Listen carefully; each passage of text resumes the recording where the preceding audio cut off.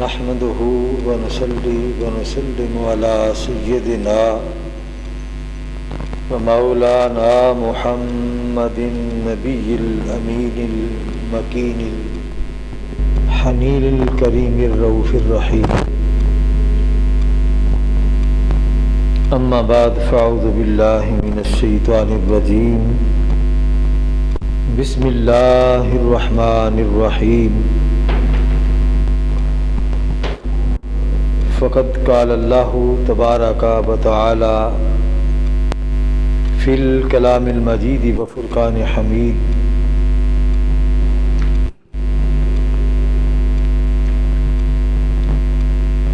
الأخلاء يومئذ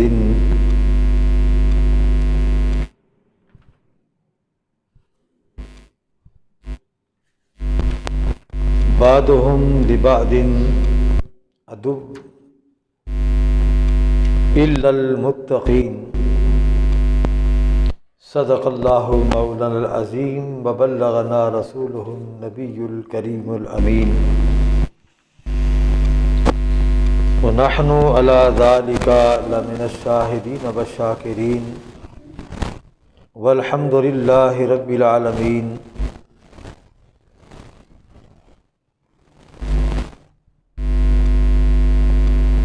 فقد قال الله تبارك وتعالى في شان حق حبيبه مخبرا وآمرا: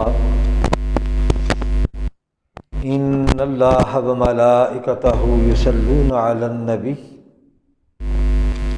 يا أيها الذين آمنوا صلوا عليه وسلموا تسليما. الصلاة والسلام عليك يا سيدي يا رسول الله، وعلى آلك وأصحابك يا سيدي يا حبيب الله. الصلاة والسلام عليك يا سيدي يا رحمة للعالمين، وعلى آلك وأصحابك يا سيدي يا شفيع المذنبين.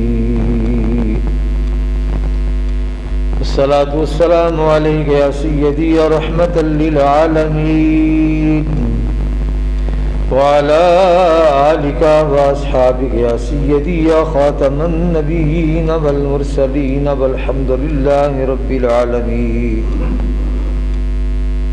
رب اشرح لي صدري ويسر لي أمري واحلل عقدة من لساني يفقهوا قولي. مولاي صل وسلم دائما أبدا على حبيبك خير خلق كلهم. اللہ کی حمد و ثنا حضور سید عالم صلی اللہ علیہ وآلہ وسلم کی بارگاہ عالیہ کے اندر ہدیہ درود و سلام عرض کرنے کے بعد آج ہماری گفتگو کا عنوان قیامت کے دن کون سا رشتہ کام آئے گا.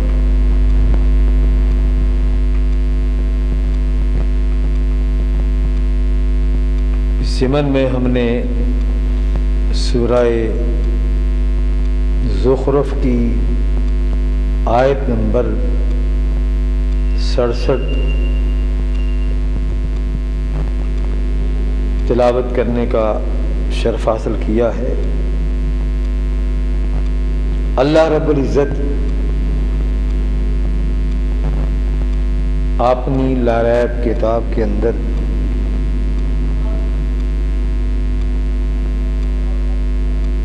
خبردار کر رہا ہے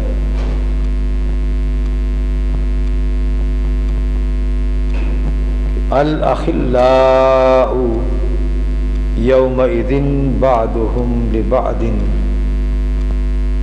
عدو إلا المتقين. اس دن گہرے دوست ایک دوسرے کے دشمن ہو جائیں گے۔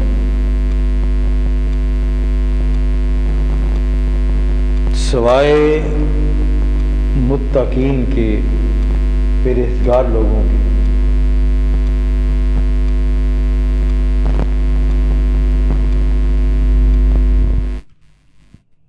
قیامت کے دن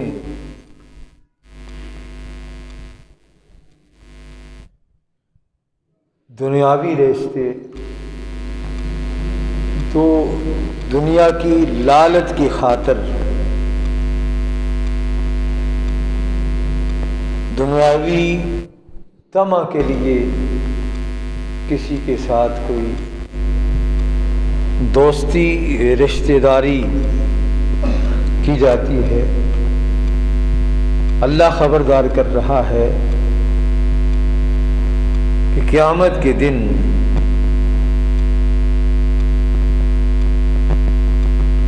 یہ ایک دوسرے کے دشمن ہوں گے۔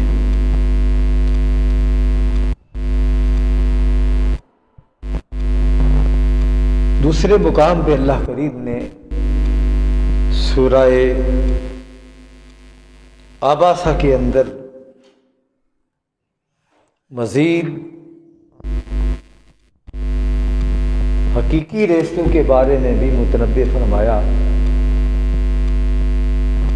یہ بھی ایک دوسرے سے بھاگیں گے۔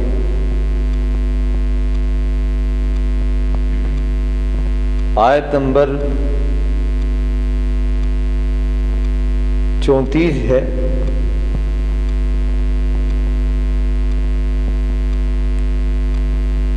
اللہ کریم فرماتا ہے یوم یفر المرء، یہ ایسا ہولناک منظر ہوگا، ایسی دہشت طاری ہوگی۔ اللہ تعالیٰ فرماتے ہیں کہ یفر المرء، آدمی بھاگے گا، من اخیہ، سگے بھائی سے، جو حقیقی بھائی ہے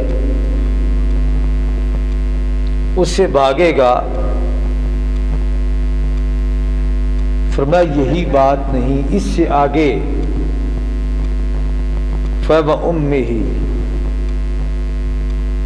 ماں سے بڑا پیار ہوتا ہے اولاد کو، باپ ڈانٹ ڈپٹ کرتا ہے تو بچے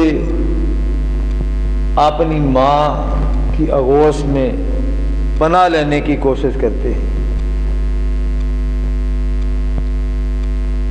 اللہ تعالیٰ فرماتے ہیں کہ قیامت کے دن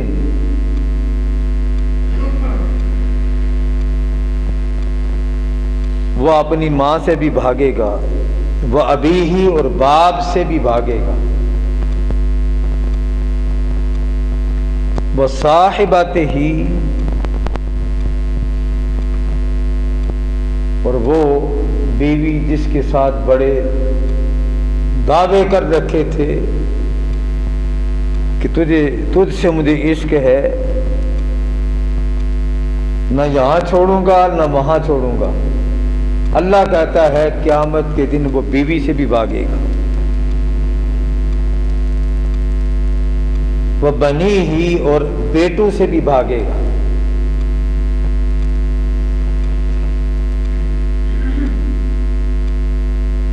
لِكُلِّ امْرِئٍ، ہر شخص، منہم، ان میں سے، یومئذ، اس دن، شأن یغنیہ، یہ چاہے گا کہ کوئی ایسی چیز مل جائے جس سے وہ اس سے عذاب سے چھٹکارا مل جائے۔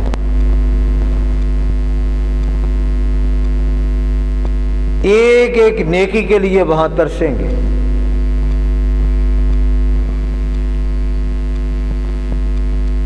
بیٹے کو ضرورت ہوگی ایک نیکی کی، باپ کے پاس جائے گا، ابا جی مجھے ایک نیکی کی حاجت ہے، میری مدد فرمائے. ایک نیکی مل گئی تو میرا کام ہو جائے گا، ورنہ میں سیدھا جہنم کے اندر چلا جاؤں گا. باپ کہے گا بیٹا مجھے بھی ایک نیکی کی ضرورت ہے، مجھے دے دو. لیکن بیٹا باپ کو نیکی دینے کے لیے تیار نہیں ہوگا، اور باپ بیٹے کو نیکی دینے کے لیے تیار نہیں ہوگا. ماں بیٹے کو، بیٹا ماں کو، بھائی بھائی کو، بیوی خامند کو، خامند بیوی کو. یعنی وہاں نفسا نفسی کا عالم ہوگا. یہ کون بیان کر رہا ہے؟ رب کائنات، تو ہمارا خالق و مالک ہے، جس کی بات سب سے زیادہ سچی ہے. وہ سچ بولنے والا فرما رہا ہے قیامت کے دن اے دنیاوی لالچ کے لیے محبت کرنے والے، اے عارضی محبت کرنے والوں، قیامت کے دن یہ تمہاری عارضی محبتیں جو ہیں وہاں پہ یہ تمہارے کام نہیں آئیں گی.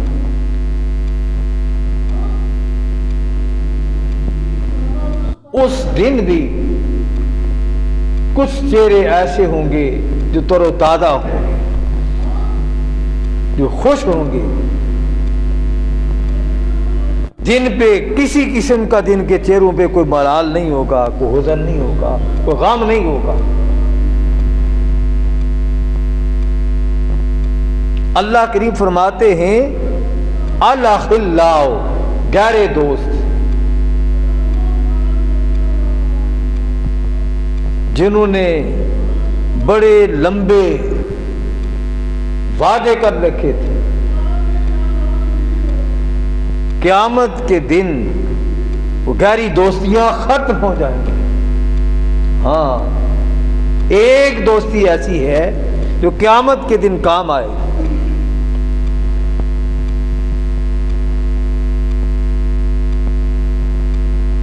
وہ کس کے لیے ہے؟ فقط مولا کے لیے.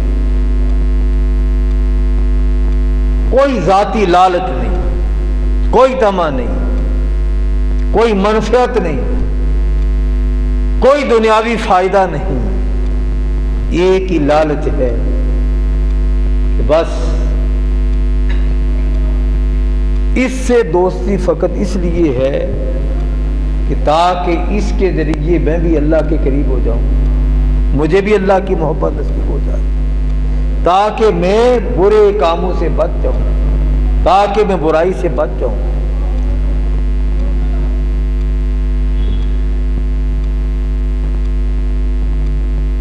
یہ وہ گہری دوستی ہے جو قیامت کے دن بھی قائم رہے گی. اللہ کے لیے جو دوستی کی جاتی ہے یہ ایسی دوستی ہے، ایسی گہری دوستی ہے کہ یہ قیامت کے دن ایک دوسرے کو نفع پہنچائے گی. دنیاوی دوستیاں، دنیاوی فوائد یہ دنیا تک محدود ہیں. قیامت کے دن یہ سارے دعوے دھرے کے دھرے رہ جائیں، کسی کام نہ آئیں گے.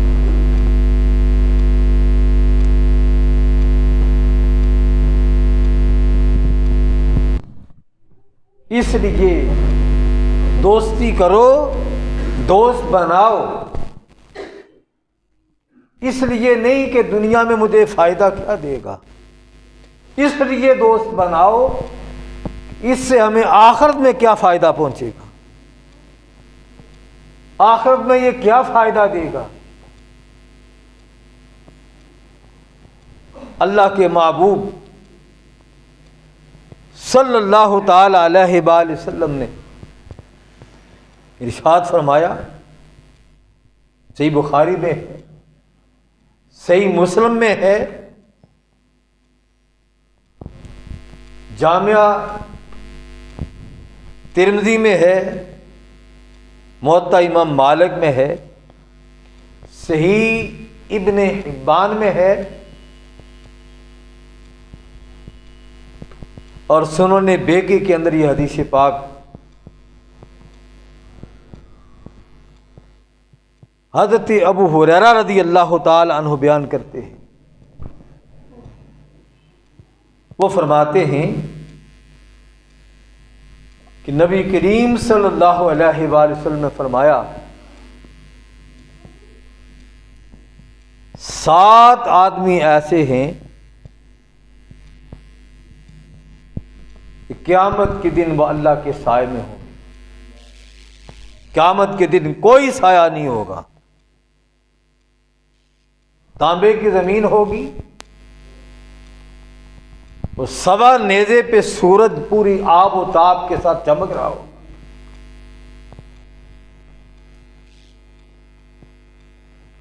یہ گرمی کے دن جب آتے ہیں، معمولی سی گرمی ہم سے برداشت نہیں ہوتی. قیامت کا دن بڑا ہولناک ہوگا. تو پھر وہاں پہ سایہ کوئی نہیں ہوگا. دنیا کے اندر جب ہمیں تھوڑی سی گرمی لگتی ہے تو سایہ تلاش کرتے ہیں، کہیں نہ کہیں کوئی سایہ مل جاتا ہے. قیامت کے دن اللہ تعالیٰ کے محبوب فرماتے ہیں اللہ کے سائے کے سوا کوئی سایہ نہیں ہوگا.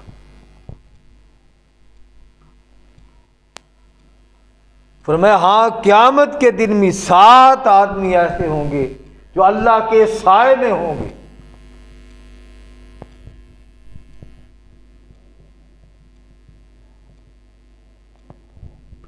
فرمایا ایک عادل حکمران، امام عادل، جو ہر حال میں کسی بات کی پرواہ نہیں کرتا، وہ انصاف کے ساتھ فیصلہ کرتا ہے، عدل کرتا ہے. فرمایا عدل کرنے والا جو امام ہے، امام عادل ہے، حاکم وقت ہے، قیامت کے دن وہ اللہ کے سائے میں ہوگا، جس وقت کوئی سایہ نہیں ہوگا.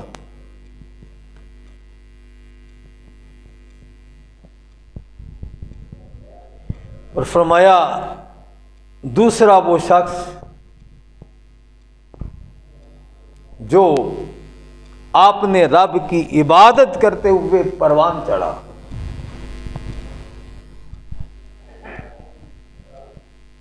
کتنے خوش نصیب ہیں وہ والدین اور کتنی خوش نصیب ہے وہ اولاد جنہیں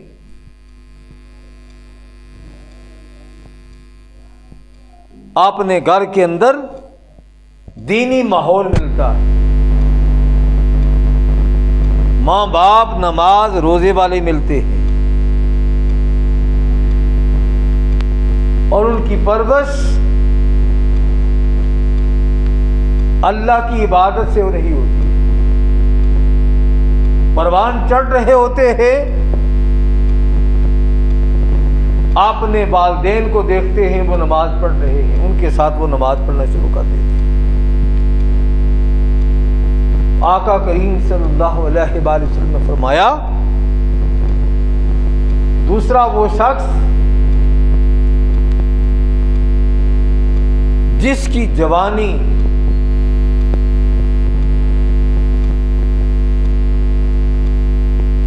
اس حال میں جوانی کو پہنچی کہ وہ اللہ کی عبادت کرتے ہوئے وہ پروان چڑھا.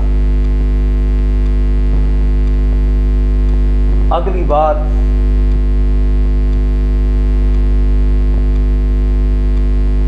اللہ کریم نے جو فرمائی، کتنے خوش نصیب ہیں وہ لوگ جنہیں وہ بات میسر آتی ہے، جنہیں یہ فکر لاحق رہتی ہے.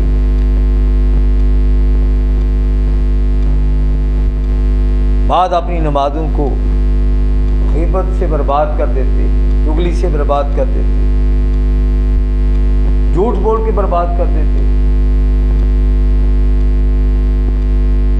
فرمایا تیسرا وہ شخص جس کا دل مسجد سے معلق رہتا ہے،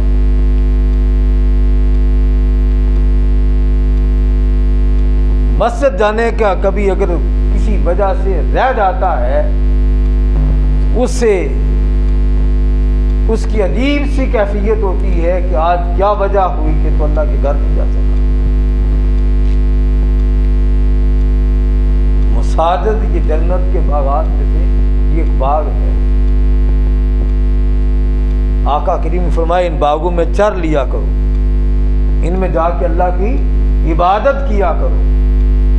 فرمایا تیسرا وہ شخص جس کا دل مسجد کے ساتھ معلق رہتا ہے۔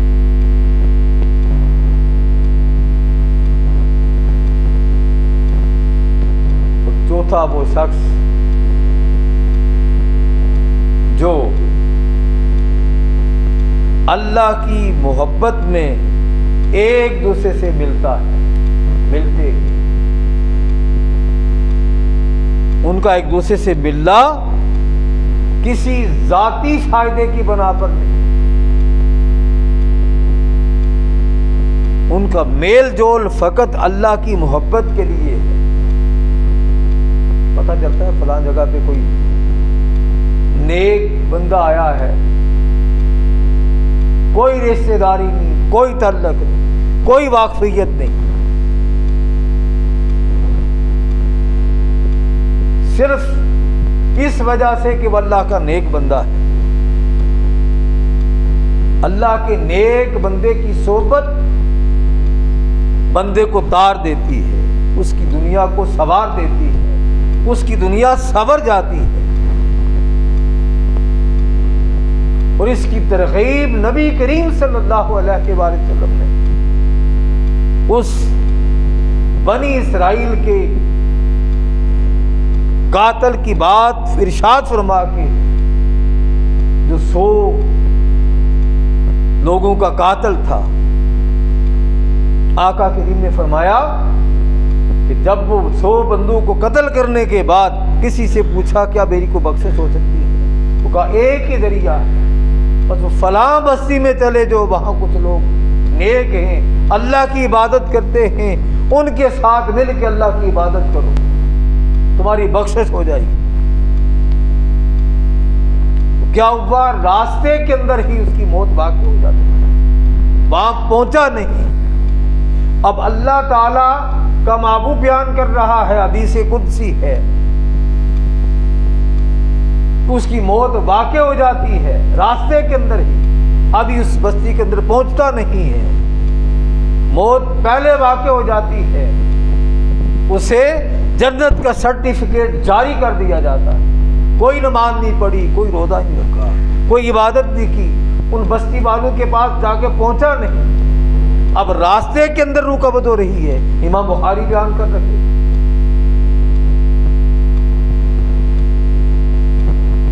ہوا کیا؟ اس کی نیت خالص تھی، سچی توبہ لے کے نکلا تھا معافی کے لیے کہ یا اللہ مجھے معاف کر دے، غلطی ہو گئی، خطا ہو گئی، اب تو معاف کر دے۔ معافی کا طریقہ پتہ چل گیا تھا کہ کچھ اس بستی کے اندر کچھ نیک لوگ ہیں جن کی عبادت اللہ کی بارگاہ کے اندر مقبول ہے، ان کے ساتھ مل کے تو جا کے اللہ کی عبادت کر، تیری اللہ تعالیٰ توبہ قبول کر لے۔ بتا یہ دیا گیا کہ جب تمہاری دوستی فقط مولا کے لیے ہوگی تو یہ دوستی دنیا کے اندر بھی کام آئے گی، آخرت میں بھی کام آئے گی۔ اللہ نے تو اعلان کر دیا ہے، الاخلاء یومئذ بعضهم لبعض عدو، قیامت کے دن گہرے دوست جو ہیں وہ ایک دوسرے کے دشمن ہو جائیں گے، لیکن ساتھ ہی بتا دیا کچھ لوگوں کی دوستی ایسی ہے جو قیامت کے دن بھی کام آئے گی۔ الا المتقین، الا لگا کے استثناء کر دی کہ متقین کی دوستی جو ہے یہ قیامت کے دن بھی کام آئے گی۔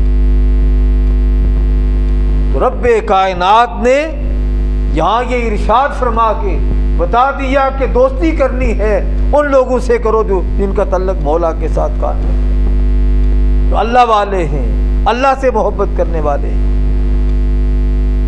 تو ارشاد فرمایا چوتھا وہ شخص جو فقط مولا کے لیے ایک دوسرے سے محبت کرتے ہیں، وہ لوگ جو فقط اللہ کے لیے ایک دوسرے سے محبت کرتے ہیں، فرمایا قیامت کے دن یہ لوگ جب کوئی سایہ نہیں ہوگا وہ اللہ کے سائے کے نیچے ہوگا.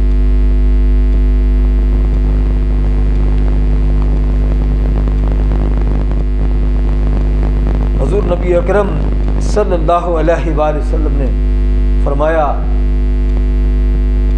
پانچواں وہ شخص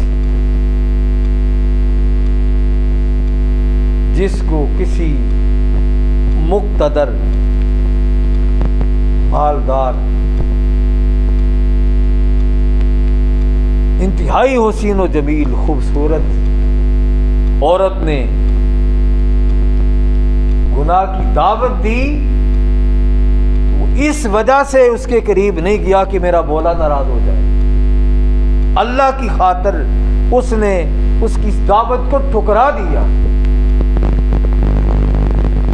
اللہ کا محبوب فرماتا ہے کل قیامت کے دن جب کوئی سایہ نہیں ہوگا وہ اللہ کے سائے کے نیچے ہوگا.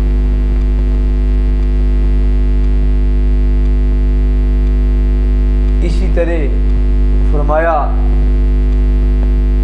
چھٹا وہ شخص جس نے اس طرح صدقہ دیا کہ بائیں ہاتھ کو بھی نہیں پتا چلا کہ دائیں ہاتھ نے کیا دیا ہے. صدقہ دیتے ہوئے فقط اس لیے کہ بس مولا کو راضی کرنا ہے، میں نے دکھلانا تو نہیں. آج کوئی 100 روپیہ مسجد میں دے دے تو کہ کہتا پھرتا ہے میں نے مسجد کے اندر 100 روپے دیے تھے. کسی غریب مسکین کی مدد کر دی میں نے اس کو اتنے پیسے دیے تھے. یہ کہہ کہ وہ اپنی نیکی کو برباد کر دیتا ہے، ریاکاری کرتا ہے.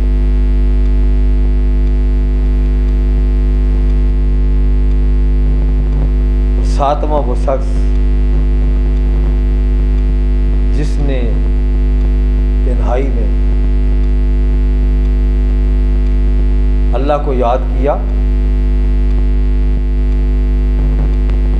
یاد کرتے کرتے اس کی آنکھوں سے چھم چھم آنسو برسنے شروع.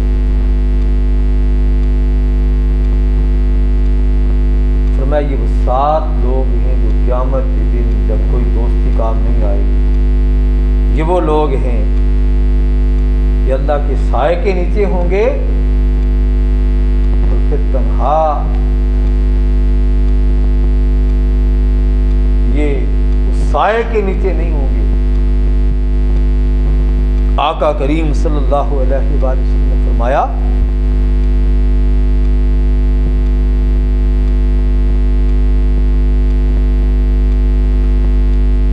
ایک شخص مشرق میں رہتا ہے، دوسرا مشرق میں رہتا ہے. مشرق والا مغرب والے سے محبت کرتا ہے، بن دیکھے محبت کرتا ہے. مغرب والا مشرق والے سے محبت کرتا ہے، بن دیکھے محبت کرتا ہے. اس محبت کے خلوص کی وجہ سے قیامت کے دن اللہ تعالیٰ ان دونوں کو چھوڑ دے.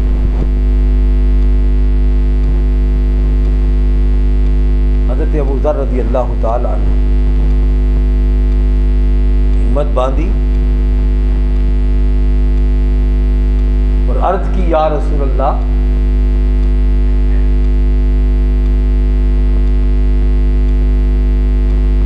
اگر وہ کوشش کے باوجود ان جیسے عمل نہ کر سکا تو پھر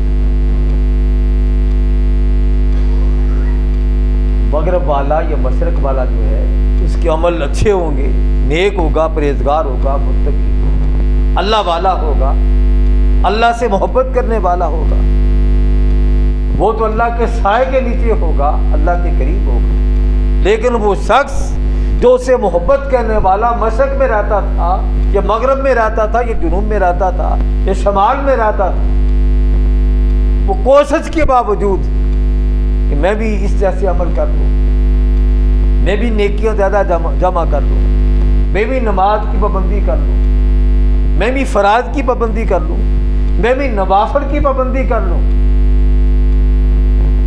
یہ نہیں کہ ہاتھ پہ ہاتھ دھر کے کہ مجھے پیران پیر شیخ سید عبد القادر جیلانی سے محبت ہے لیکن زندگی میں کبھی نماز پڑھی نہ ہو، روزہ کبھی رکھا نہ ہو، किसी हमसाये को कभी सुख दिया ना हो, गीबत कभी छोड़ी ना हो, चुगली कभी छोड़ी ना हो, हर वक्त दूसरों के ऐब टटोलने वाला हो, ऐब तलाश करने वाला हो के मुझे पीर शेख सैयद अब्दुल कादर जिलानी से मोहब्बत है। भाई कैसी मोहब्बत?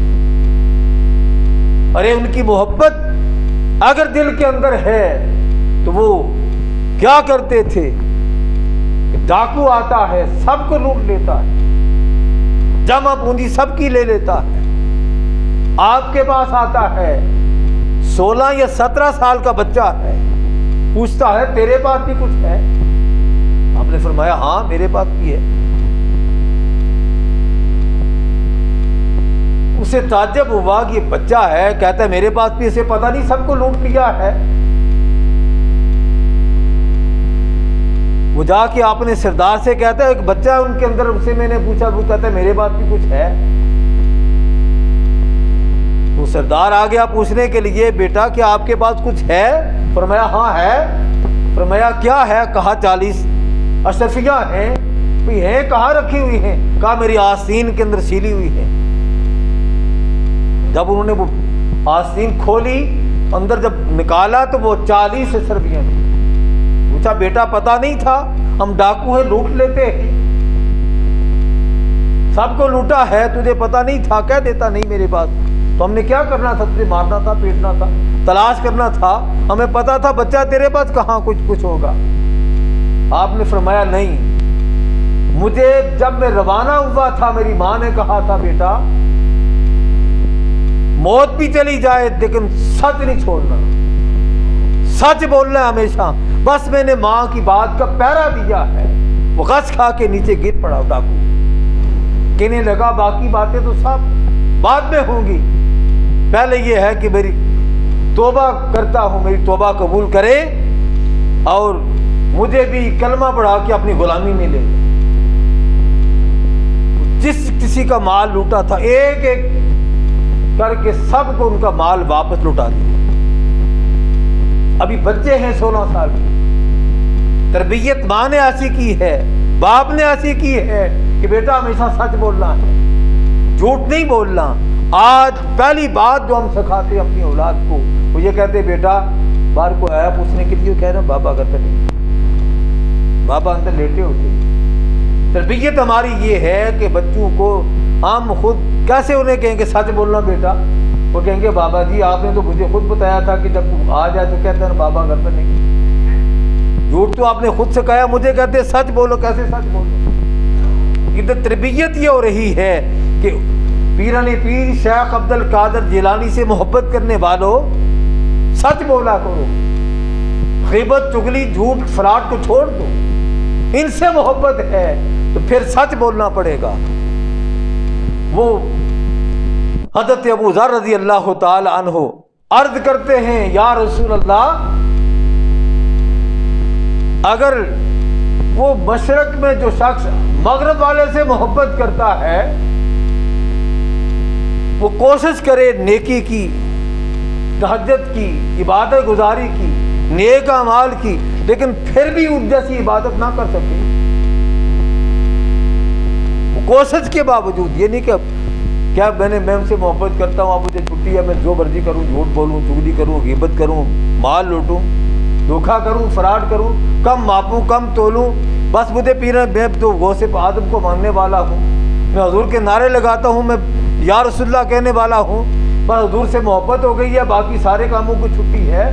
नहीं बाबा, बात ये है अगर उनसे मोहब्बत करनी है फिर उन वाले काम तलाश करने पड़ेंगे। वो क्या करते थे, मैं क्या करता हूँ, उनके अमाल क्या थे, मेरे अमाल क्या?